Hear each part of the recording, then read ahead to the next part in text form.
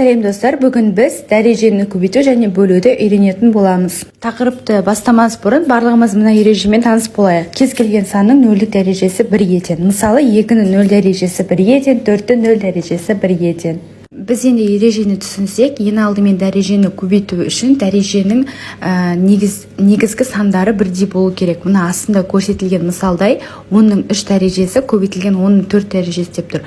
Бұл жердегі 10 мен 10, оның санның негіздері, яғни екеуі бірдей болғандықтан бізде дәрежелер көбейту кезінде қосылады. Сондықтан оның жауабы 10-ның 7 дәрежесі шықты.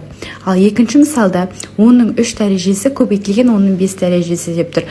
Бұл жерде де тура солай. Мысалы 10-ның орнында ол жерде кез келген сан болу керек та, бұл негіздері, яғни екеуі бірдей, біз онда бұл есепті ары қарай шығара аламыз. Бұл есептің жауабы 10-ның 8 дәрежесі, себебі дәрежелер көбейту кезінде қосылады. Дәрежені бөлу үшін де санның негіздері бірдей болу керек, және бұл жерде дәреже бөлген кезде бізде дәрежелер азайтылады. Міне астында көріп тұрған мысалдай 3-тің 5 дәрежесі бөлінген 3-тің 3 дәрежесі деп тұр.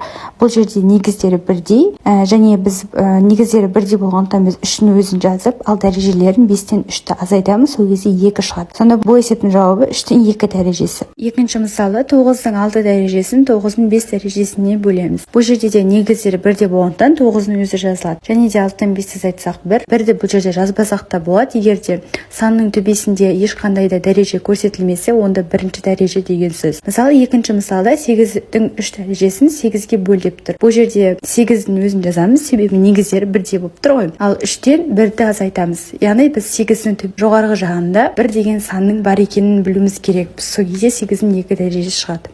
Төменгі жағында сол дәреженің бөлуінің формуласы көрсетілген.